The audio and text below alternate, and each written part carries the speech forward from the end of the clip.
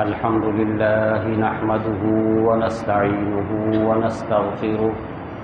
ونؤمن به ونتوكل عليه ونعوذ بالله من شرور أنفسنا ومن سيئات أعمالنا من يهده الله فلا مضل له ومن يضلله فلا هادي له ونشهد أن لا إله إلا الله وحده لا شريك له ونشهد أن سيدنا ومولانا محمدا عبده ورسوله أرسله إلى الناس كافة بشيرا ونذيرا وداعيا إلى الله بإذنه وسراجا منيرا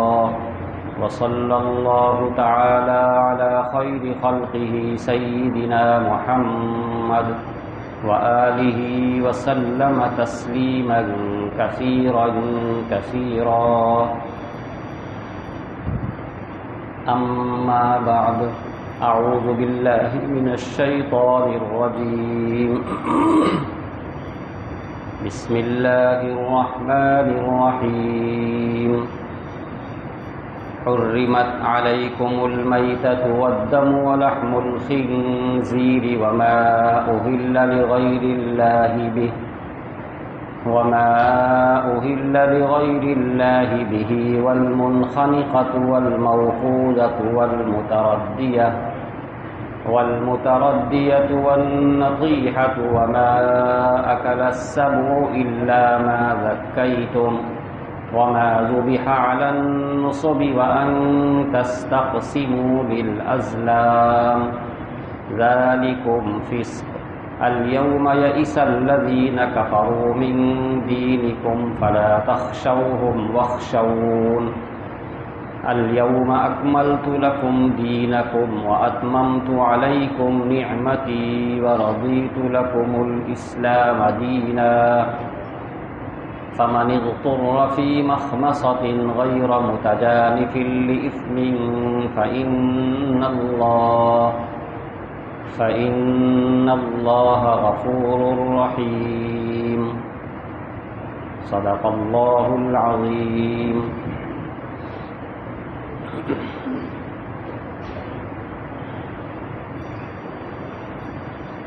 محترم بزرگوں اور دوستو، یہ سورہ مائدہ ہے جس کی آج ایک آیت نمبر 3 تلاوت کی گئی ہے. چونکہ یہ سورہ بہت ہی آخر میں نازل ہوئی ہے اور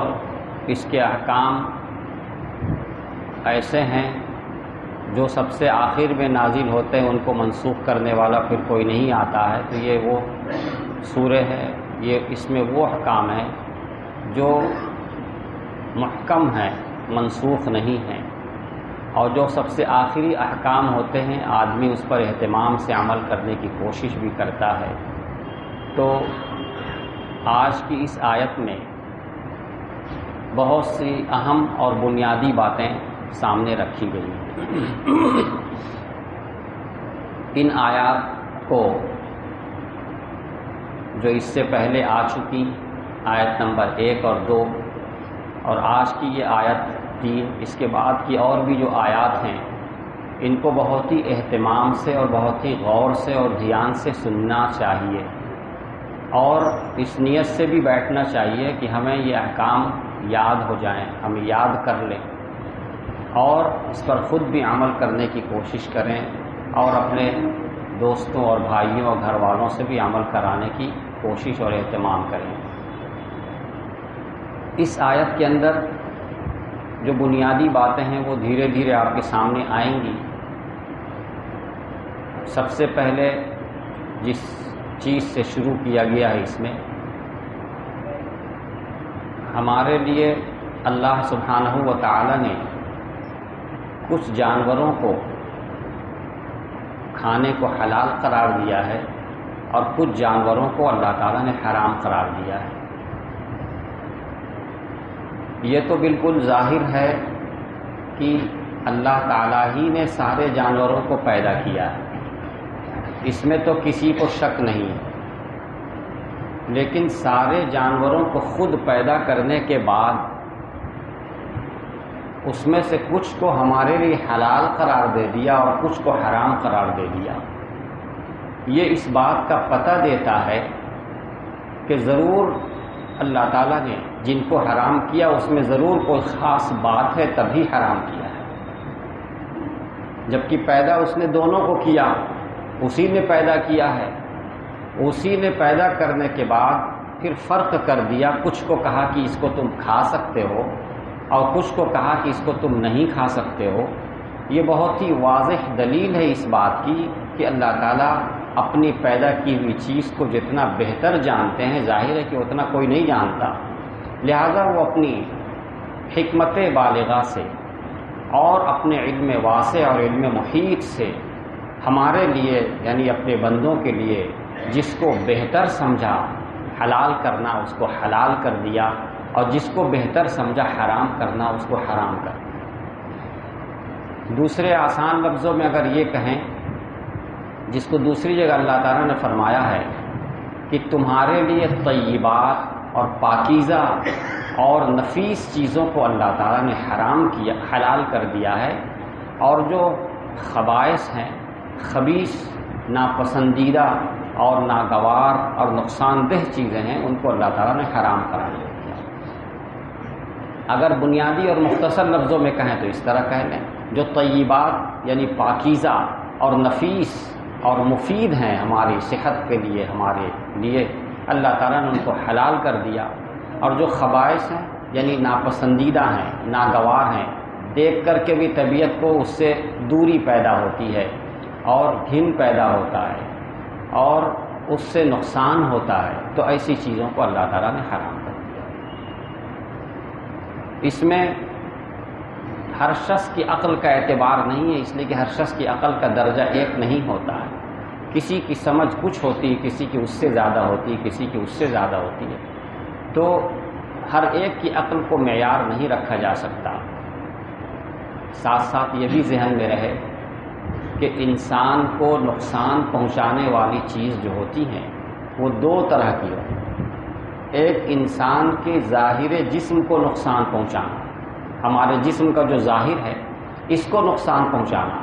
اور ایک ہمارے جسم کے اندر جو باطن ہے، دل، روحانیت، دینی اور اچھے اچھے جذبات، یہ جو باطنی چیز ہے دل اور روحانیت، اگر اس کو بھی کوئی چیز نقصان پہنچائے، بلند اخلاق کو کوئی چیز نقصان پہنچائے، تو اس کو بھی اللہ تعالیٰ منع فرما دیتے ہیں۔ تو وہ جانور جو ہمارے جسم کے ظاہر کو نقصان پہنچاتے ہیں، یا ہمارے جسم میں جو باطن ہے، دل اور روحانیت، باطن، اس کو اگر نقصان پہنچاتے ہوں، اعلیٰ اخلاق کو نقصان پہنچاتے ہیں، تو اس کو بھی اللہ تعالیٰ نے منع فرما دیا۔ ایسے جانور جن کے گوشت کے کھانے سے اگر جسمانی نقصان بظاہر نہ پہنچتا ہو لیکن اخلاق کو نقصان پہنچتا ہو، مثلا اس سے تکبر پیدا ہوتا ہو، تکبر یہ ایک برائی ہے، اور کسی کے سے تکبر پیدا ہو رہا ہے تو اس کو بھی منع کر دیا۔ ایسا جس کے کھانے سے شہوت بھڑکتی ہے، نفسانیت بھڑکتی ہے، یا غصہ زیادہ سے زیادہ پیدا ہوتا ہے، یہ سب بیجا غصہ کرنا یہ بھی تو بیماری ہے، تو اس طرح کے بھی نقصانات اگر ہوں تو اس کو بھی منع کر دیں۔ تو یہ آیت کریمہ جو آیت نمبر 3 ہے، اس میں اللہ سبحانہ و تعالیٰ فرما رہے ہیں، گنایا ہے بہت سارے جانوروں کو کہ یہ حرام کیا گیا، یہ حرام کیا گیا۔ حرمت علیکم المیتہ، اس میں سب سے پہلے نمبر پر میتہ کا ذکر ہے۔ حرمت، تم پر حرام قرار دے دیا گیا، یعنی اللہ تعالیٰ نے تمہارے اوپر اس کو حرام کر دیا۔ اس سورہ کی سب سے پہلی آیت میں بتا دیا گیا تھا کہ ابھی آگے تلاوت کی جائے گی ان جانوروں کی جن کا حرام کیا گیا، بس یہ آیت آ گئی۔ پہلی آیت میں کہہ دیا گیا تھا کہ آگے چل کر کے آیت آ رہی ہے،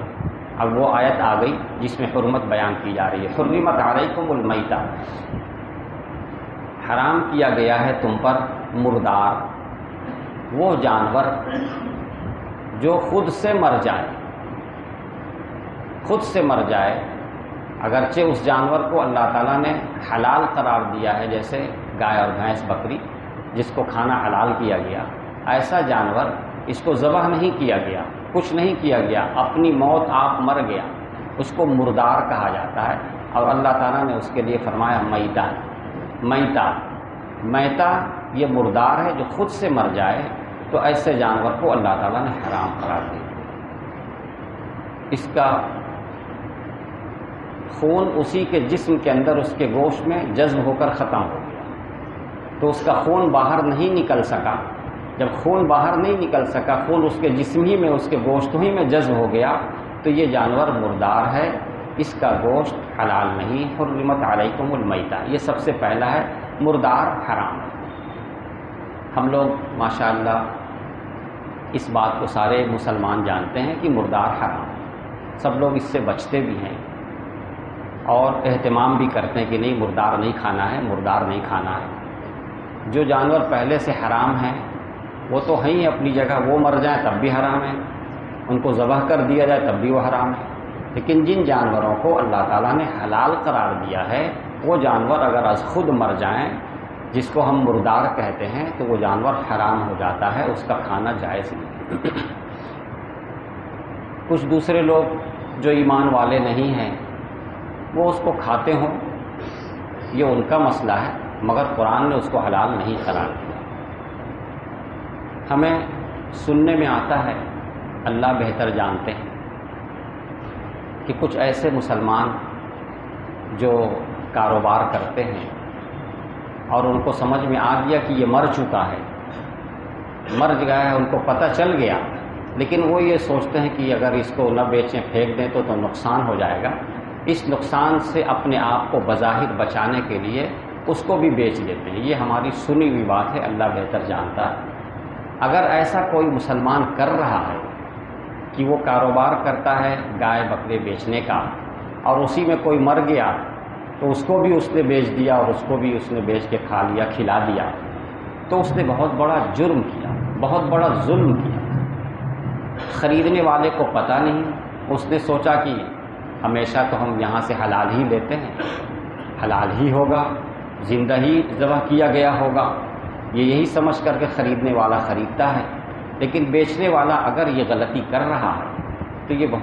بہت بڑا ظلم اور بہت بڑا جرم کر رہا ہے۔ یہ ایسا حرام کام ہے کہ جو دوسروں کو بھی حرام میں مبتلا کر دے گا۔ لہذا اگر کسی کو پتہ چل جائے کہ فلاں ایسا کرتا ہے، کسی کو پتہ چل جائے، تو خاموشی سے صرف ایسا نہ کرے کہ خود کھانا چھوڑ دے، بلکہ دوسروں کو بتا دے، دوسروں کو بتا دے کہ ایسا میں نے اپنی آنکھوں سے دیکھا ہے یا مجھے پتہ چلا ہے، آپ اس سے پرہیز کریں، بتا دینا۔ اگر وہ جان کر کے نہیں بتاتا ہے تو یہ بھی اسی کے جرم میں برابر کا شریک ہے، جو جانتے ہوئے جو ذبح کر دے رہا ہے، جانتے ہوئے بھی جو گوشت چلا دے رہا ہے، اور دوسرا شخص اس کو پتہ چل گیا پھر بھی اس نے چھپا کر کے رکھا کہ وہ کر رہا وہ سمجھے، یہ بھی اسی کے جرم میں برابر کا شریک ہے۔ بات سمجھ میں آئی؟ اس لیے اللہ کے واسطے اگر کسی کو بھی کسی کے بارے میں پتہ چل جائے تو کوئی یہ نہ سوچے ہم دوسرے کی برائی ظاہر نہیں کریں گے۔ دوسرے کی برائی ظاہر کرنا پسندیدہ نہیں ہے، لیکن کچھ برائیاں ایسی ہیں جن کو ظاہر کرنا ضروری ہے، جن کو بتانا ضروری ہے، اس کو چھپانا جائز نہیں۔ یہ اس طرح کی برائی ہے، اگر کوئی شخص حرام یعنی مر گیا اس کے باوجود بھی اسے بیچ دے رہا ہے اور کسی کو پتہ چل گیا، تو یہ ایسی برائی ہے، یہ ایسی بیماری ہے کہ اس کا بتا دینا ضروری ہے۔ اگر چھپا کے رکھتا ہے تو یہ بھی اس کے برابر کا مجرم ہے۔ تو حرمت علیکم المیتہ، حرام کیا گیا تمہارے اوپر مردار، والدم دوسری چیز ہے، اور حرام کیا گیا تمہارے اوپر خون، جو خون جسم کے اندر چلتا ہے، بہتا رہتا ہے، یہ بہنے والا خون جو ہے اس کو حرام قرار دے دیا گیا۔ دمم مسفوحاً قرآن میں دوسری جگہ یہ لفظ آیا ہے، حرام خون۔ پرانے زمانے میں یعنی قرآن کریم کے نازل ہونے سے پہلے عرب کے جاہلیت کے لوگ خون پی جایا کرتے تھے، خون پی جایا کرتے تھے. یہ وہ حلال سمجھتے تھے یا حلال نہ بھی سمجھتے ہو، مگر ان کا عمل یہ تھا کہ خون پی جایا کرتے تھے. قرآن نے بہت ہی سختی کے ساتھ، ایک جگہ نہیں پورے قرآن میں کئی جگہ اللہ تعالیٰ نے مردار کو حرام کرنے کا اعلان کیا ہے، اور خون اس کو بھی حرام قرار دے دیا. خون کا استعمال، خون کا پینا حرام قرار دیا. یہاں پر جو حرمت علیکم المیتہ، مردار کو حرام کیا گیا ہے، یہ مردار کی ہر چیز حرام ہے، صرف کھانا ہی حرام نہیں ہے، سب کچھ حرام ہے. ایسا ہی خون یہ بھی حرام ہے، اس کا پینا حرام ہے تو اس کا بیچنا بھی حرام ہے، اس کا خریدنا بھی حرام ہے. مردار کو بیچنا بھی حرام ہے، مردار کو خریدنا بھی حرام ہے. تو حرام کا مطلب صرف یہ نہیں سمجھنا چاہیے کہ اس کا کھانا حرام ہے، بس بیچ سکتے ہیں، نہیں، بیچنا بھی حرام ہے، خریدنا بھی حرام ہے. جس کو جو مردار ہو گیا اب وہ مال رہا ہی نہیں، یہ سمجھ لیجیے وہ مال رہا ہی نہیں. جب مال ہے ہی نہیں تو بیچنا بھی درست نہیں. بیچنے کے لیے تو مال ہونا چاہیے، مال ہو تو بیچا جا سکتا ہے، مال نہیں تو بیچا نہیں. یہ مال ہی نہیں ہے شریعت کی نظر میں، لہٰذا اس کا بیچنا خریدنا جائز نہیں ہے. ایسے خون نہ اس کا پینا جائز ہے، نہ اس کا بیچنا اور نہ اس کو خریدنا جائز ہے. اگر کوئی شخص بیچ رہا ہے تو اس کی وہ کمائی حلال نہیں، حرام ہے. دو چیز ہو گئی، حرمت علیکم المیتۃ والدم، حرام کیا گیا تمہارے اوپر مردار اور خون، بہتا ہوا خون. تیسری چیز ہے ولحم الخنزیر، اور خنزیر کا گوشت حرام کیا گیا تمہارے اوپر. لحم الخنزیر، خنزیر آپ جانتے ہی ہیں، اس کی تشریح ضرورت نہیں ہے، اس کا گوشت حرام کیا گیا. مفسرین فرماتے ہیں کہ یہاں پہ اگرچہ لفظ آیا ہے گوشت کا، لیکن اس کی ہر چیز حرام ہے. یہ نہیں کہ گوشت حرام ہے باقی چیز حلال ہے، اس کا پٹھا، اس کی چربی، سب کچھ حرام ہے. ولحم الخنزیر، خنزیر، اس کو بھی حرام قرار دے دیا گیا. ایک صحابی نے رسول اللہ صلی اللہ علیہ وسلم سے پوچھا، یا رسول اللہ، ہم پرندوں پر یا جانوروں کو تیر چلاتے ہیں، تیر اس کو لگ جاتا ہے، پھر اس کے بعد وہ گرتا ہے، تو اس کو ہم کیا کریں؟ تو آپ نے یہ ارشاد فرمایا کہ اگر تیر کا نوک اس کو لگا اور نوک لگ کر کے اس کو زخمی کر دیا اور اس سے خون اس کا بہہ گیا تو اس جانور کو تم کھا سکتے ہو. اور اگر تیر کا نوک نہیں لگا بلکہ تیر کی جو لمبائی ہوتی ہے کوئی دوسرا حصہ اس کو لگا اور اس کی چوٹ سے وہ مر گیا، تو چونکہ اس کا خون نہیں بہا، چوٹ سے مرا ہے، لہذا اس کو تم نہیں کھا سکتے. تو رسول اکرم صلی اللہ علیہ وسلم کے اس فرمان سے یہ بات واضح ہوئی کہ اصل بات یہ ہے کہ خون نکل جانا چاہیے. اگر خون اس کے اندر رہ گیا، خون نہیں نکلا، تو خون نہ نکلنے کی وجہ سے وہ چیز، اب وہ جانور اب حلال نہیں ہو سکتا. تو یہ بہت ہی بنیادی چیز ہے کہ مردار میں چونکہ خون نکلتا نہیں، رہ جاتا ہے، اور خود خون ہی حرام ہے اصل، تو خون حرام ہے، لہذا مردار، اس میں خون رہ گیا، مردار حرام، خون حرام. اور تیسری چیز بتائی گئی ولحم الخنزیر. بہت سارے لوگ اس زمانے میں چونکہ دوسری اقوام، یہود، نصارہ، خنزیر کا گوشت کھاتے ہیں، بڑے اہتمام سے کھاتے ہیں. اور افسوس یہ بھی ہے کہ مسلمانوں کو اعتراض کرتے ہیں کہ تمہارے لیے حرام کیوں کیا گیا، حرام کیوں کیا گیا، حرام کیوں کیا گیا. تو ہمارے لیے تو بہت ہی آسان بات ہے کہ اللہ تعالیٰ نے جن چیزوں کو حرام کر دیا ہم اس کو حرام تسلیم کرتے ہیں، اور اس فکر میں ہم نہیں پڑتے ہیں کہ اس کو کیوں حرام کیا، نہ اس کی ضرورت ہم کو اس کے جاننے کی ضرورت بھی نہیں ہے. بس ہمارا ایمان اتنا ہی کافی ہے کہ ہمارا رب سب سے بہتر جاننے والا ہے، اس نے ہماری بھلائی ہی کے لیے اس کو حرام کیا. آپ کو معلوم ہے کہ اللہ تعالیٰ نے حضرت ابراہیم، حضرت آدم علیہ السلام جب وہ جنت میں تھے تو ان کو فرما دیا کہ یہ فلاں چیز جو ہے، فلاں درخت، اس کے قریب بھی مت ہونا، یہ گویا تمہارے لیے حرام کر دیا. انہوں نے نہیں پوچھا اللہ تعالیٰ سے کہ اللہ آپ نے اس کو کیوں حرام کیا، تسلیم کر لیا. آدم علیہ السلام کو اللہ تعالیٰ نے منع کر دیا، تسلیم کر لیا. اس کے بعد تسلیم کرنے کے بعد، یہ جان لینے کے بعد کہ یہ منع کر دیا گیا، یہ ہمارے لیے حرام ہو گیا، پھر اس کے بعد غلطی ہو گئی، تو غلطی ہو جانے کی وجہ سے جنت سے نکل جانا پڑا، تو وہ درخت اور اس کا وہ پھل جس کا کھانا حلال ہے،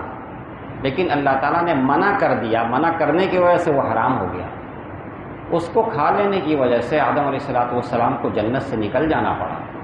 تو اللہ تعالیٰ ہم لوگوں کے بارے میں چاہتے ہیں کہ ہم لوگوں کو جنت میں بھیجیں، اور جنت میں جانے سے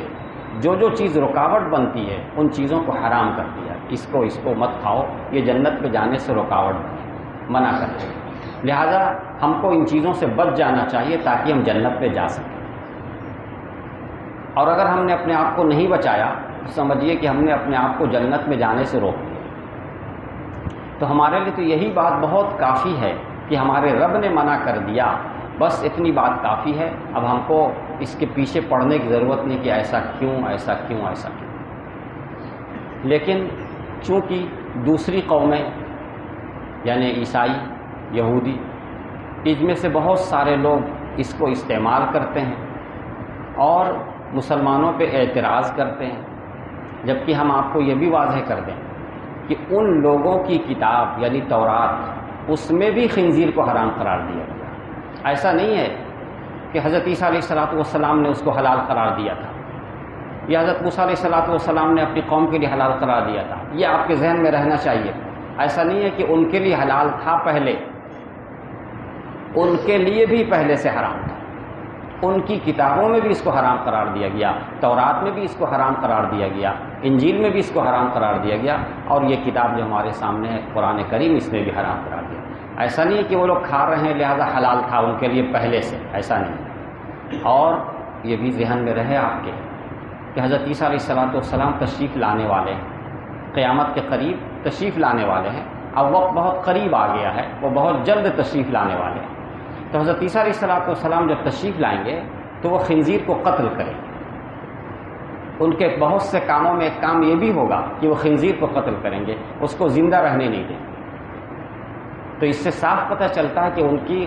شریعت میں بھی خنزیر حرام تھا، جب تو آنے کے بعد ان کا یہ کام رہے گا، چونکہ آخر زمانے میں خنزیر پالنے والے بڑھ جائیں گے، خنزیر کی کثرت ہو جائے گی، اس وجہ سے حضرت عیسیٰ علیہ السلام جب تشریف لائیں گے تو وہ اس کو قتل کرنے کا سلسلہ شروع کریں گے، اس کو ختم کرنے کی کوشش کریں گے۔ اور اب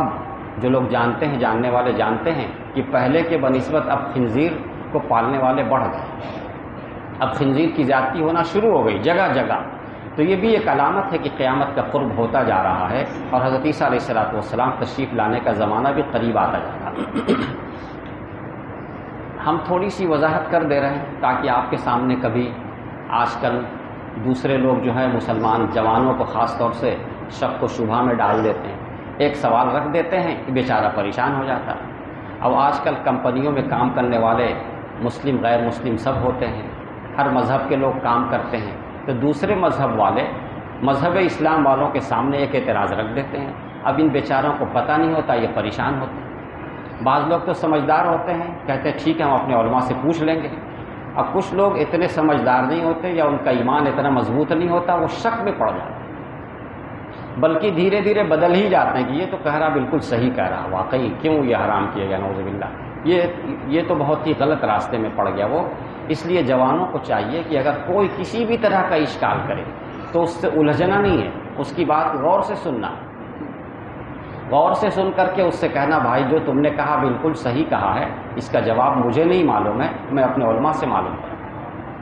بجائے اس کے کہ فوراً جواب دینا شروع کرے، جواب بیچارے کو خود معلوم نہیں ہے، جواب دینا شروع کرے، اور جواب دینا شروع کرے گا تو الجھے گا، پھر بحث بڑھے گی، اور جب بحث بڑھے گی، جب اسے معلومات نہیں ہے تو جواب نہ دینے کی شکل میں شکست کھا جائے گا، مجبور ہو کے چپ ہوگا، وہ اور خوش ہوں گے کہ چلو ہم نے اس کو چپ کر دیا، اور یہ پریشان ہوگا۔ تو کیا ضرورت ہے پریشان ہونے کی، آپ کے پاس تو علم کا ذخیرہ رکھا ہوا ہے، جو سوال کر رہا وہ بھی نہیں جانتا ہے، اس کے پاس بھی کچھ نہیں ہے، اس لیے اس کو جواب دینے کے لیے آپ کے پاس بہت کچھ ہے، اس لیے بالکل گھبرانا نہیں ہے، بالکل پریشان نہیں ہونا، اطمینان سے اس کی بات سنیے، خوب اطمینان سے سنیے، وہ ایک دن میں سنائے کہ 2 دن میں سنائے، جتنے دن میں سنا آپ سنتے جائیے، سن لیجئے مکمل، اسے آپ کا ہو گیا مکمل، بات پوری ہو گئی، ٹھیک ہے، آپ کی بات سمجھ میں آ گئی ہم کو، آپ کا سوال یہی ہے، ہم انشاءاللہ اپنے علماء سے معلومات کریں گے اور آپ کو بتائیں گے۔ تو اس سے لڑائی نہیں ہوگی، جھگڑے نہیں ہوں گے، آپ شکست نہیں کھائیں گے۔ تو یہ جو جانور ہے خنزیر، سب لوگ جانتے ہیں کہ وہ گندگی کھاتا ہے، یہی ایک بات تو سب کے سامنے ہے، سب کو نظر آتا ہے کہ وہ گندگی کھاتا ہے، اور وہ گندگی جو کھاتا ہے خنزیر خود اپنی گندگی بھی کھاتا ہے، اپنا پیشاب بھی پیتا ہے، یہ اس کی صفات میں سے ہے، اس کی فطرت ہے کہ وہ اپنے ہی یعنی خنزیر کا ہی پیشاب پیتا ہے، اسی کی گندگی کھاتا ہے۔ اور وہ کیڑے جو گندگی میں رہتے ہیں، جو خود جراثیم سے بھرے ہوتے ہیں، ان کیڑوں کو کھانے کی اس کی مرغوب غذا ہے۔ تو گندگی کھانا، چاہے وہ انسانوں کی گندگی ہو یا دیگر جانوروں کی گندگی ہو، یہ غذا ہے اس کی۔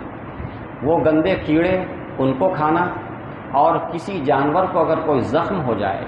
اور زخم سے خون اور پیپ نکلتا ہو تو یہ بھی اس کی مرغوب غذا ہے۔ گویا اس کی فطرت ہی گندی ہے کہ ہر گندی چیز اس کو مرغوب ہے، اس کے لیے اس کو پسندیدہ ہے ہر گندی چیز۔ تو جس کی فطرت میں گندگی ہو، جس کی غذا ہی گندی ہو، تو ظاہر ہے کہ اس سے جو خون بنے گا، اس سے جو گوشت بنے گا، وہ اچھا کہاں سے ہو سکے گا؟ یہیں سے تو بات آپ کے سامنے بالکل واضح ہو جاتی ہے کہ اس کی فطرت میں یہ گندگی ہے، اور ساتھ ساتھ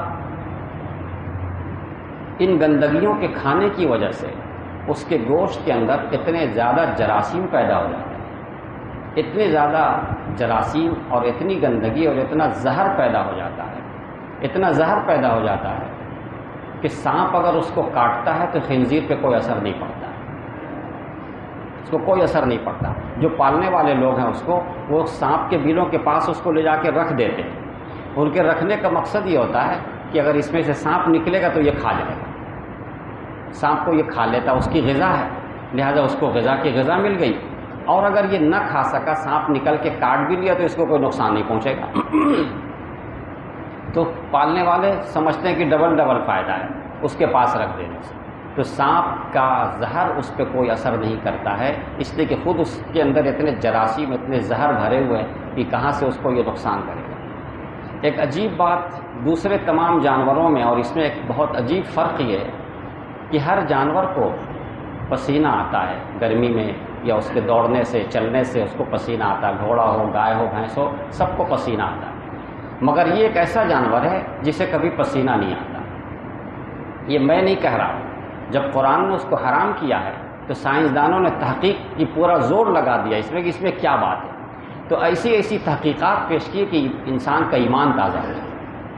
ایسی تحقیقات پیش کی ہیں۔ ہم وہ ساری بات آپ کے سامنے نہیں رکھ سکتے ہیں، لیکن اس بات کو ہم رکھ رہے ہیں، آپ اس کو سمجھیے کہ ہر جانور کو اس کے دوڑنے کی وجہ سے، اس کے بھاگنے کی وجہ سے، اس کی پریشانی سے یا گرمی سے اس کو پسینہ آتا، اس کو کبھی پسینہ آتا ہی نہیں۔ پسینہ نکل جانے سے اندر کے جراثیم نکل جاتے ہیں بہت حد تک، اس کے پسینہ نہ نکلنے کی وجہ سے سارے جراثیم اس کے خون میں ملتا رہتا اور اس کے گوشت میں پیوست ہوتا رہتا۔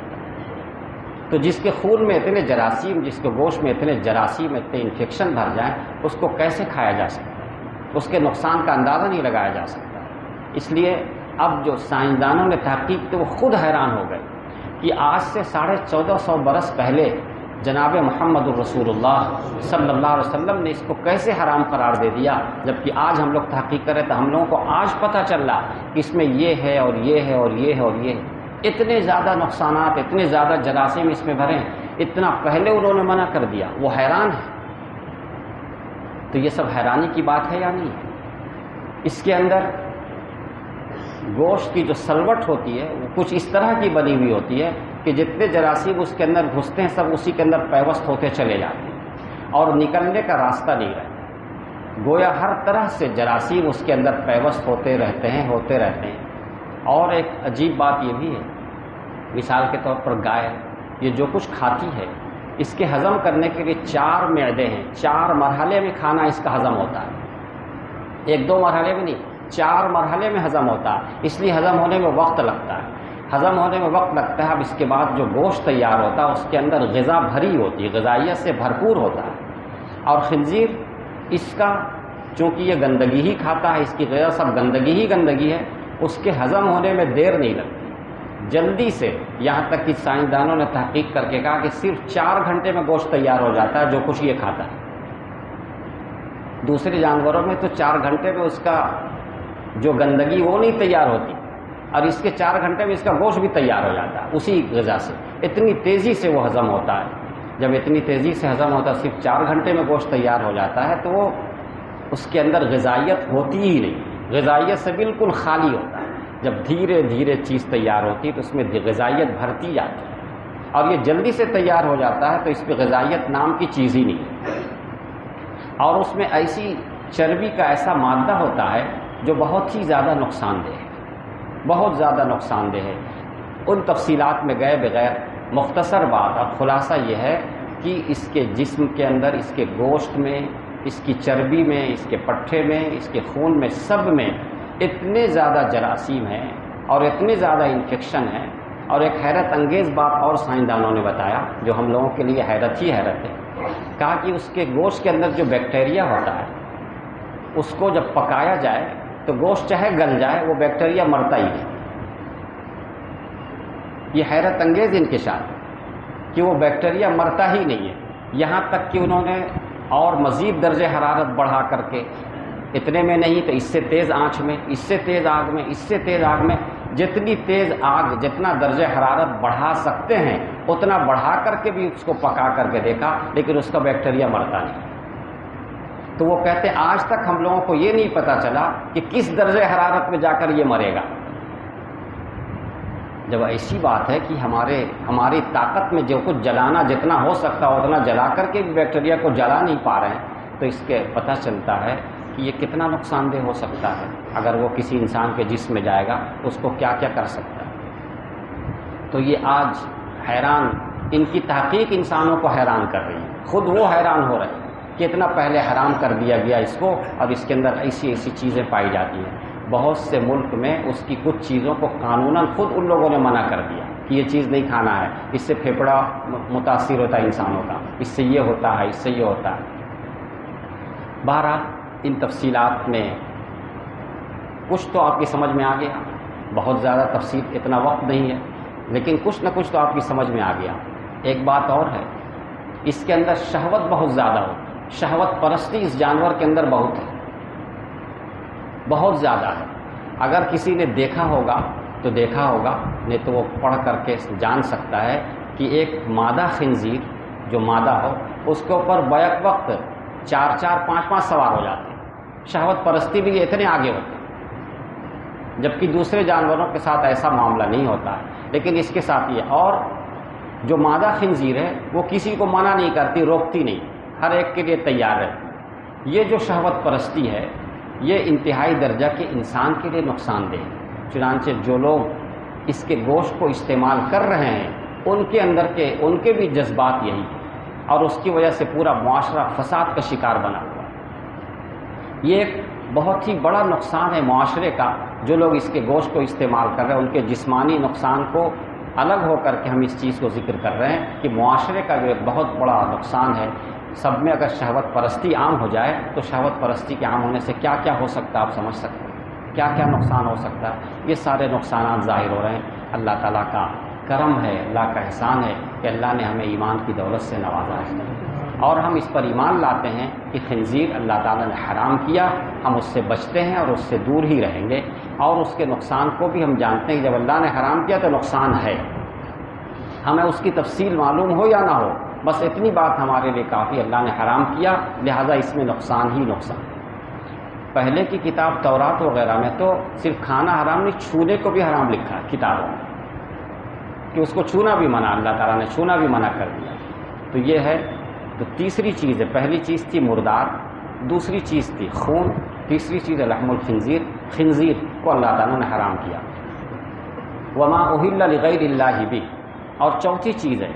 اس جانور کو بھی اللہ تعالیٰ نے حرام کر دیا جس پہ اللہ کے علاوہ کا نام لیا گیا ہو، اللہ کے علاوہ کا نام لیا گیا، غیر اللہ کے نام پر جس کو ذبح کیا گیا اس کو بھی اللہ تعالیٰ نے حرام قرار دیا۔ غیر اللہ کے نام پر حرام کرنا، غیر اللہ کے نام پر حلال کرنا یعنی ذبح کرنا، اس کا ایک طریقہ یہ ہے کہ سچ مچ کوئی غیر اللہ کسی بت کا نام لے لے، جیسے لات اور عزا مشرکین کا بت تھا، بسم اللہ کہہ دیا، بسم العزا کہہ دیا کہ لات کے نام پر، بت کے نام پر ذبح کر رہے ہیں، یا اور ہمارے اس ملک کے دوسرے لوگ ہیں دوسرے بتوں کے نام پہ ذبح کر دیں تو یہ غیر اللہ کا نام ہو گیا۔ اور ایک یہ ہے کہ بیت اللہ بت پرستی میں کسی بت کا نام نہیں لیا گیا ذبح کرنے کے وقت، لیکن اس بت کی قربت حاصل کرنے کے لیے، اس بت سے قریب ہونے کے لیے کہ اس لیے ذبح کر رہا ہے تاکہ یہ بت ہم کو فائدہ پہنچائے گا، اس کے نام پہ کریں گے تو یہ ہم کو فائدہ پہنچائے گا، اس لیے ذبح کر رہا ہے، اس کی قربت حاصل کرنے کے لیے، یہ بھی غیر اللہ ہی کے نام پر ذبح کرنے میں شامل ہے۔ آگے فرماتے ہیں والمنخنقہ، ایسا جانور جس کا گلا گھونٹنے سے مر گیا، وہ بھی مردار ہی ہے، گلا گھونٹنے سے مر گیا، کسی نے ایسی رسی پھنسائی کہ اس کا گلا گھٹ گیا، یا ایسی کوئی حرکت کی جس سے اس کا گلا گھٹ گیا، یا وہ خود سے کسی جال میں پھنس گیا، کہیں ایسا پھنس گیا جس سے اس کا گلا گھٹ گیا اور وہ مر گیا، تو گلا کے گھٹ جانے سے جو جانور مر جائے اس کو منخنقہ کہا جاتا ہے۔ اللہ تعالیٰ نے منخنقہ کہا، جس جانور کا گلا گھونٹنے سے مر جائے وہ جانور بھی حرام ہے۔ آگے والموقوذہ، ایسا جانور جس کو زبردست قسم کی چوٹ لگ گئی، کسی نے زور سے لاٹھی مار دی، اس کو لاٹھی کی چوٹ سے مر گیا، یا زور سے پتھر مار دیا اس کی چوٹ سے مر گیا، تو چوٹ سے جو مر جائے، زبردست چوٹ لگی اس چوٹ سے مر جائے تو وہ جانور بھی حلال نہیں ہے، اس کو بھی اللہ تعالیٰ نے حرام فرمایا۔ تو گلا گھٹ جائے، جس کا گلا گھٹنے کی وجہ سے مر جائے، یا زبردست چوٹ لگ گئی، چوٹ سے وہ مر گیا، کسی طرح کی چوٹ، پتھر سے مار دیا، لاٹھی سے مار دیا۔ والمتردیہ، متردیہ اس جانور کو کہتے ہیں جو اوپر سے نیچے گر گیا، نیچے سے گر جانے کی وجہ سے مر گیا، پہاڑ پر چل رہا تھا مثلا، پہاڑ پر سے دھڑک گیا اور گر گیا نیچے گر جانے کی وجہ سے مر گیا، یا زمین ہی پہ چل رہا تھا، کنواں تھا، خشک کنواں تھا، پانی اس میں نہیں تھا، ایک تو ہے ڈوب کے مر جانا وہ الگ ہے، کنواں خشک تھا، چرتے چرتے گرا، بہت نیچے چلا گیا، جا کے مر گیا، تو یہ متردیہ۔ یا آج کل بڑی بڑی بلڈنگ بنا دی جاتی ہے، کسی بلڈنگ میں کسی جانور کو اوپر رکھا، بکرے کو یا گائے کو، اور وہ اوپر سے نیچے گر گیا، تو اس کو متردیہ کہتے ہیں۔ جو اوپر سے نیچے گر جائے اور گر کر کے مر جائے تو وہ جانور بھی حلال نہیں ہے۔ والنطیحہ، اور ایک جانور، دو جانور میں لڑائی ہو اور ایک کی سینگ سے یا دونوں کے ٹکرانے کی وجہ سے مر گیا، کوئی ایک مر گیا اس میں یا دونوں مر گیا۔ یہ ٹکرا کر مرنا ہمارے زمانے میں گاڑی سے ٹکرا جائے، بس سے، ٹرین سے، کسی چیز سے، یہ جانور تیزی سے دوڑ کے بھاگ رہا تھا، بھاگتے بھاگتے کسی دیوار سے زور سے ٹکرا گیا اور ٹکرا کے مر گیا، تو اس کو نطیحہ کہتے۔ تو ٹکرا کر کے مر جانا، ایکسیڈنٹ سے مر جانا، یہ بھی اس میں شامل ہے نطیحہ، وہ بھی جانور کو اللہ تعالیٰ نے حرام قرار دیا۔ تو آپ کے سمجھ میں آ گئی، کئی چیز اللہ تعالیٰ نے الگ الگ کر کے بتا دیا کہ کسی کی چوٹ سے مر جائے، یا اوپر سے نیچے گر کر مر جائے، یا آپس میں ٹکرا کر، کسی چیز سے ٹکرا کر، یا آپس میں دو جانور لڑ کے مر جائیں۔ اس میں زبردست چوٹ سے جو ہم نے کہا مر جائے، اس میں وہ چیز بھی شامل ہے، کسی نے دور سے گولی چلائی، بندوق چلایا، بندوق کی گولی سے اس کو چوٹ لگی، یہ بھی تو ایک چوٹ ہے۔ لاٹھی سے جیسے چوٹ لگتی ہے، پتھر زور سے مارا، اینٹا مارا، اس سے چوٹ لگی، گولی مار دیا، اس سے بھی چوٹ لگتی، اس چوٹ سے مر گیا، یہ سب اس میں شامل ہے۔ وما اکل السبع، اور وہ جانور بھی حرام ہے جس جانور کو کسی درندے نے کھا لیا، کھا کر کے زخمی کر دیا، اور زخمی کرنے کے بعد وہ مر گیا،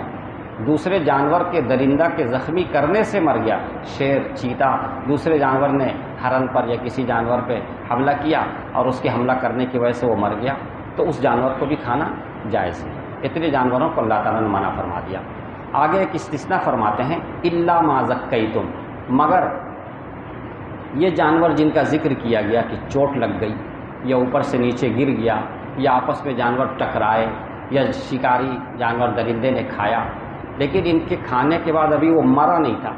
درندے نے حملہ کیا، ابھی وہ مرا نہیں ہے، یہ اوپر سے نیچے گرا لیکن ابھی مرا نہیں ہے، کسی نے لاٹھی مارا لیکن وہ جانور ابھی مرا نہیں ہے، اس کے مرنے سے پہلے اگر اس کو ذبح کر دیا جائے تو پھر وہ حلال ہوتا ہے۔ الا ما ذکیتم کا مطلب ہے کہ ان جانوروں کو ابھی وہ مرا نہیں تھا، چوٹ لگی ہے، مرا نہیں ہے، زندہ ہے، اور اس کو جلدی سے ذبح کر دیا، یا اوپر سے نیچے گرا ہے ابھی مرا نہیں ہے اس کو جلدی سے ذبح کر دیا گیا، یا کسی درندے نے حملہ کیا، حملہ کرنے کی وجہ سے اس کو زخم آیا ہے لیکن ابھی وہ مرا نہیں ہے، جلدی سے اس کو پکڑ کے ذبح کر دیا تو وہ جانور حلال ہو جائے گا۔ الا ما ذکیتم کا مطلب یہ ہے، دیکھیے اللہ تعالیٰ نے ہمارا کتنا خیال کیا کہ درندے نے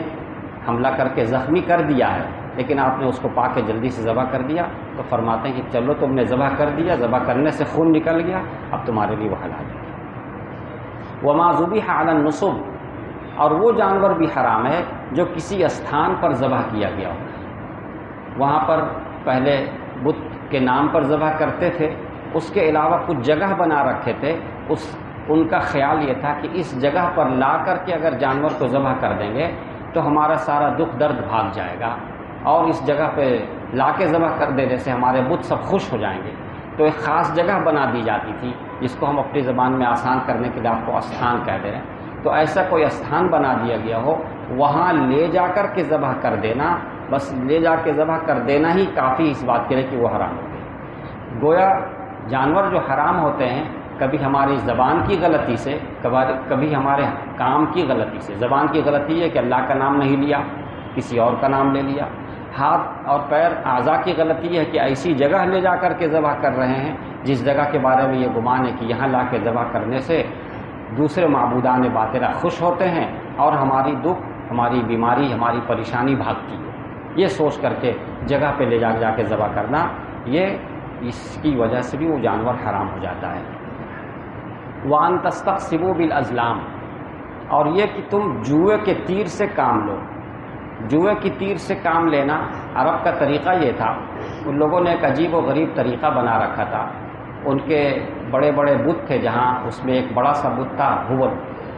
وہاں پہ مجاور رہتے تھے، خانہ کعبہ کے قریب وہ بت رکھا ہوا تھا، وہاں پہ مجاور رہتے تھے۔ ان کے پاس لوگوں نے تیر رکھ رکھے تھے، 7 تیر رکھ رکھے تھے۔ ایک تیر پہ لکھا ہوا تھا کہ ہاں ٹھیک ہے، ایک تیر پہ لکھا ہوا تھا نہیں ٹھیک نہیں ہے، ایک تیر پہ لکھا ہوا تھا تمہاری طرف سے، تم سے، دوسرے تیر پہ لکھا ہوا تھا تم سے نہیں غیر سے۔ اس طرح کے 7 تیر تھے جس میں الگ الگ باتیں لکھی ہوئی تھیں۔ جب کسی کو کوئی سفر درپیش ہو یا نکاح کرنا ہو یا کوئی ضروری کام ہو تو وہ مجاور کے پاس پہنچتا اور اس زمانے کے حساب سے 100 درہم دیتا اور بولتا ہمارے لیے فال کھول دیجیے، یعنی تیر نکالیے۔ وہ تیر نکالتا، اگر اس میں لکھا ہوا ملتا ہاں تو اس کا مطلب ہاں تم شادی کر دو، اب وہ کر لیتا۔ اگر اس کو سفر کرنا ہے، تیر نکل گیا اس میں لکھا ہوا نعم، نعم کا معنی ہاں، اگر نام لکھا ہوا مل گیا تو ہاں چلو سفر کر لو۔ اور اگر لا نکل گیا نہیں آیا تو نہیں آنے کا مطلب سفر مت کرو، تو 1 سال تک وہ سفر نہیں کرتے۔ اگر آ گیا کہ نکاح نہیں کرنا تو اب وہ نہیں کرتے، تو لا والا یعنی نہیں والا تیر نکل گیا تو نہیں کرتے تھے، ہاں والا تیر نکل گیا تو کر لیتے تھے۔ اسی طرح ان کے یہاں نسب کی بڑی اہمیت تھی، یہ جو بچہ پیدا ہوا ہے یہ ہمارا ہی ہے کہ دوسرے کا ہے، اس کی فکر ان کو ستاتی تھی، تو وہاں جا کر کے پیسہ دے کر کے تیر نکالنے کہتے، تو اگر تیر والا وہ والا نکلا کہ تم سے ہے تو بس خوش ہو جاتے یہ ہمارا نسبی بیٹا ہے، اس کو مان لیتے، اور اگر یہ نکلتا کہ تم سے نہیں ہے تو سمجھ لیتے یہ ہمارا ہے۔ یہ سب ان کا طریقہ تھا، اور اس کو ہمارے زمانے میں اگر آسان لفظوں میں جس کو آپ لوگ سمجھ سکتے، قرآن میں جو لفظ ہے وہ ان تستقسموا بالازلام، ہمارے زمانے میں آسان سا لفظ ہے فال کھولنا۔ فال کھولنا قرآن نے اس کو حرام قرار دیا، اور کس گنتی میں آیا ہے اس کو بھی آپ دیکھ لیتے ہیں۔ مردار حرام ہے، خون حرام ہے، خنزیر حرام ہے، فلاں جانور حرام ہے، اور فال کھولنا حرام ہے۔ اس ترتیب میں آیا ہے تو اس سے آپ سمجھ لیجئے جس طریقے سے مردار حرام ہے اسی طرح فال کھولنا اور کھلوانا حرام ہے۔ اس ترتیب سے بات سمجھ میں آ رہی ہے کہ نہیں؟ اسی لائن میں جب ذکر کر رہے ہیں اللہ تعالیٰ تو اسی لائن میں ذکر کرنے کا مطلب یہ کہ جیسے مردار حرام، جیسے خون حرام، جیسے خنزیر حرام، اس طریقے سے یہ فال کھولنا اور غیب کی بات بتانا۔ فال کھولنا تو غیب ہی کی بات بتانا، تو غیب کی بات بتانا ظاہر ہے کہ تو خدائی کا دعویٰ ہے۔ وہ تو جو فال کھولنے بیٹھا وہ خدائی کا دعویٰ کرنے بیٹھا، اور جو پہنچا وہ اس نے خدا مان لیا اس کو، تو یہ حرام ہوا کہ نہیں ہوا؟ بہت ہی واضح بات ہے، بہت ہی کھلی بات ہے۔ ہم بہت چھوٹے تھے تو ایک صاحب اس وقت فال وال کچھ سمجھتے نہیں تھے، لیکن ایک صاحب کی بات ہمیں یاد ہے، یہ فٹ پاتھ پہ بیٹھا ہوا فال لوگوں کو بتا رہا ہے، اگر اپنا ہی فال جان لیتا تو بہت اچھا ہوتا. جو اپنی قسمت نہیں جانتا ہے، فٹ پاتھ پہ بیٹھا ہوا ہے، وہ دوسروں کی قسمت بتا رہا. تو چھوٹے تھے ہم یہ بات سنتے تھے، سمجھ میں اس وقت پوری بات نہیں آتی تھی، لیکن اب سمجھ میں آتی ہے. وہ صاحب جو کہتے تھے بڑے پتے کی بات کہتے تھے، وہ دوسروں کی قسمت بتا رہا، اس بیچارے کو اپنی قسمت کی خبر نہیں، فٹ پاتھ پہ بیٹھا ہوا. تو یہ فال کھلانے ہماری عورتیں آج کل بڑی زور سے جاتی ہیں ماشاء اللہ، اور ہمارے مرد بھی اجازت دیتے ہیں، ہاں جاؤ ذرا کھلوا کے آؤ، بلکہ مرد بھی کھلوانے چلے جاتے ہیں. کتنی دور ہم چلے گئے ہیں، کہاں کس کو خدا مان کے بیٹھے ہوئے ہیں، کتنا بڑا شرک اور کتنا بڑا حرام کا کام کر رہے ہیں. آج اس مجلس میں جتنے لوگ موجود ہیں، کم سے کم آپ کے علم میں یہ بات آ جائے کہ اللہ تعالیٰ نے اس کو منع کر دیا، اور آپ کو اگلے ہفتے یہ بات بتائیں گے کہ سب سے آخری آیت ہے جو یہ نازل ہوئی ہے. یہ ہم آپ کو تفصیل سے بتائیں گے اس کے بعد اس آیت کے بارے میں. تو اللہ تعالیٰ نے جتنی چیزوں کو حرام کیا، اس کے بعد پھر کوئی چیز حرام نہیں کی گئی. اس کے بعد کوئی ایسا حکم نہیں آیا جس کو کہا جائے فلاں چیز حرام ہے. یہ آخری آیت ہے جس کو اللہ تعالیٰ نے حرام کے سلسلے میں نازل کیا ہے. چونکہ آیت ابھی اور آگے لمبی ہے، شاید ابھی آدھی آیت بھی نہیں ہوئی ہے، اس لیے اس کو اگلے ہفتے پھر بیان کریں گے. ہو سکا تو اس کے بھی اگلے تک یہ آیت چل سکتی ہے. تو اس کے بعد کوئی چیز حرام نہیں کی گئی، یہ آخری حرمت ہے. لہذا اس پر ہم کو قوت کے ساتھ ایمان لانا ہے کہ یہ جو فال کھولنے کھلوانے کا طریقہ ہے، اس زمانے میں تو مفسرین نے یہاں تک لکھا ہے چاہے میدان میں جا کے فال کھلوائے یا کمپیوٹر میں بیٹھ کے کروائے، کہیں بھی کروائے، سب حرام ہے، سب ایک ہی سلسلے میں آتا ہے. اس لیے یہاں جتنے حضرات آج موجود ہیں ان کو یہ علم ہو جانا چاہیے کہ فال کھولنا اور کھلوانا اور غیب کی خبریں جا کر کے لینا دوسروں سے، یہ بالکل جائز نہیں، یہ بالکل حرام ہے. جو بیٹھا ہوا ہے وہ تو حرام کام کر ہی رہا. جو جا کر کے فال کھلوا رہا ہے اس سے اپنی قسمت کا پتہ لگا رہا ہے، تو یہ بھی حرام کام ہے. وَأَن تَسْتَقْسِمُوا بِالْأَزْلَامِ. اللہ تعالیٰ ہم سب کو صحیح علم عطا فرمائے اور صحیح عمل عطا فرمائے. درود شریف پڑھ کر کے دعا کریں. اللهم صل على محمد وعلى آل محمد كما صليت على إبراهيم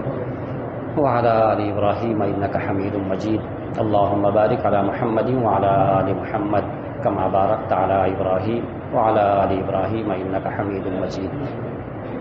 ربنا ظلمنا أنفسنا وإن لم تغفر لنا وترحمنا لنكونن من الخاسرين. یا اللہ یا ارحم الراحمین، یقیناً ہم نے اپنے آپ پہ ظلم کیا ہے. اگر آپ کی طرف سے رحمت نہ نازل ہوئی، آپ کی طرف سے مغفرت نہیں اتری، تب تو ہم خسارے میں مبتلا ہو جائیں گے. یا اللہ رحم فرما دیجئے، یا اللہ کرم فرما دیجئے، یا اللہ رحم فرما دیجئے، یا اللہ کرم فرما دیجئے. یا اللہ ہم ایمان لاتے ہیں کہ آپ نے جن جن چیزوں کو حلال کیا ہے وہ حلال ہے، ہم اس کو حلال سمجھیں گے، اور جن جن چیزوں کو آپ نے حرام کیا ہے وہ حرام ہے، ہم اسے حرام سمجھیں گے اور اس سے اپنے آپ کو بچائیں گے، اپنے دوستوں کو بچائیں گے، اپنے گھر والوں کو بچائیں گے. یا اللہ خود بھی بچیں گے اور اپنے دوستوں اور متعلقین کو بھی بچائیں گے. یا اللہ اس پر ہماری مدد فرما دیجئے، یا اللہ اس پر ہماری مدد فرما دیجئے. حرام سے بچنے اور بچانے کی توفیق عطا فرما دیجئے، حرام سے بچنے بچانے کی توفیق عطا فرما دیجئے. اس آیت کریمہ میں جتنی چیزوں کو حرام کیا گیا ہے ان سب پر ہم ایمان لاتے ہیں کہ وہ حرام ہے، اور ایمان لا کر پھر اپنے آپ کو اس سے بچانے کی بھرپور کوشش کرتے ہیں اور آپ سے توفیق مانگتے ہیں. یا اللہ آپ سے توفیق مانگتے ہیں، آپ توفیق عطا فرما دیجئے. یا اللہ آپ توفیق عطا فرما دیجئے. ہم اپنے آپ کو ہر حرام سے بچانے کی مدد آپ سے مانگ رہے ہیں. یا اللہ توفیق عطا فرما دیجئے. یا اللہ کرم فرما دیجئے، رحم کا کرم کا معاملہ فرما دیجئے. خصوصاً یہ جو استقسام بالازلام ہے، جوئے کے تیر یا فال کھولنا کھلوانا جو ہمارے معاشرے میں رائج ہو گیا ہے، یا اللہ بہت سے لوگوں کو اس کے حرام ہونے کا پتہ بھی نہیں ہے. یا اللہ یا ارحم الراحمین، ہم سب کو علم صحیح عطا فرما دیجئے، ہم سب کو علم صحیح عطا فرما دیجئے، ہم سب کو علم صحیح عطا فرما دیجئے. عمل صالح عطا فرما دیجئے، عمل صالح عطا فرما دیجئے. یا اللہ ہم سب کے دلوں کی بیماریوں کو دور فرما دیجئے، دلوں کی گندگی کو دور فرما دیجئے، دلوں کی گندگی کو دور فرما دیجئے. یا اللہ یا ارحم الراحمین، جن جن لوگوں نے بیماریوں سے شفا کی درخواست کی ہے ان سب کو شفا کلی عطا فرما دیجئے، اور جن لوگوں نے دوسرے مقاصد کے لیے دعا کی درخواست کی ہے ان کی تمام جائز مرادیں پوری فرما دیجئے، تمام جائز مرادیں پوری فرما دیجئے. جو مقروض ہیں یا اللہ غیب سے قرضوں کی ادائیگی کا انتظام فرما دیجیے، اللہ غیب سے قرضوں کی ادائیگی کا انتظام فرما دیجیے۔ جو رشتہ نہ لگنے کی وجہ سے پریشان ہیں یا اللہ غیب سے ان کے رشتوں کا انتظام فرما دیجیے،